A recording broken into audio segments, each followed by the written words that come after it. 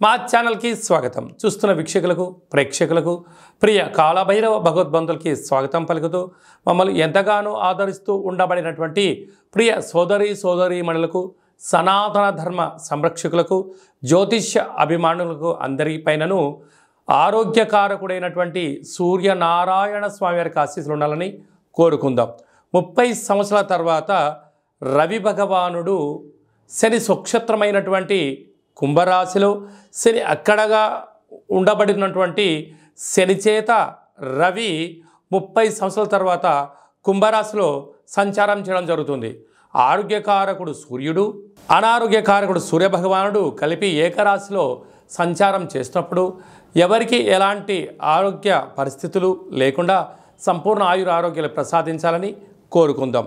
14/2/2024 నుండి 14/3/2024 వరకు రవి భగవానుడు కుంభరాశిలో సంచారం చేయడం జరుగుతుంది. ధనుసు రాశి వారికి 30 సంవత్సరముల తర్వాత రవి భగవానుడు కుంభరాశిలో శని చేత సంచారం చేయడం వలన, తృతీయ స్థానంలో ఉండడం వలన తల్లిదండ్రులతో, అన్నాదమ్ములతో, బంధుమిత్రు స్నేహితులతో, కొలీగ్స్లో పార్ట్నర్షిప్ వ్యవహారం చేసేటువంటి వారితో ఎంతో జాగ్రత్త అవసరం.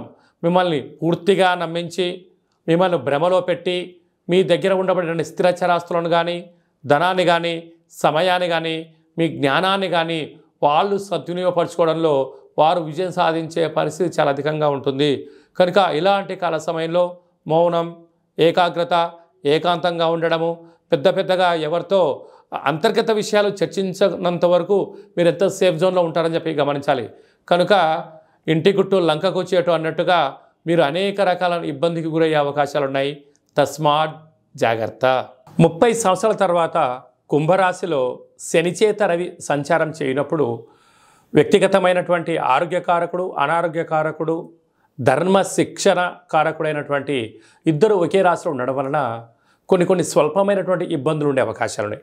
ఇలాంటి కాల సమయంలో 4 శనివారాలు ఉప ఆవాసం చేసి నేల మీద పడుకోవడం, తెల్లటి నువ్వుల పచ్చడి తినడం, 4 ఆదివారాలు మద్యమత్తు మాంసాలకు దూరంగా ఉండడం వల్ల ఎలాంటి దోషాలు లేకుండా మనల్ని సంపూర్ణంగా ఆయురారోగ్యాల్ని ప్రసాదించడం జరుగుతుంది.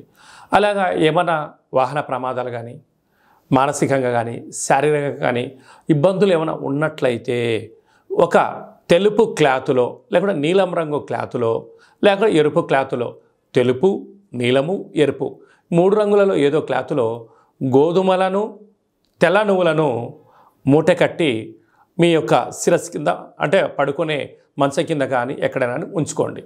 ఆ 2వ రోజు వీటిని తీసుకుని వెళ్ళి గోమాతకు కానీ, ప్రవహించే నీటిలో కానీ సమర్పించండి. ఎలాంటి ఇబ్బందులు ఉండవని చెప్పి గమనించాలి. ఇంకనూ మనము అధికంగా సూర్య భగవాను యొక్క ఆశీస్సులు పొందగలగాలి అన్నట్లయితే ఈ యొక్క పాత్ర కంచు పాత్ర. మనకు రాసులు 12 ఎలా ఉంటాయో 12 రాసులు ఇందులో అచ్చు వేయడం జరుగుతుంటుంది.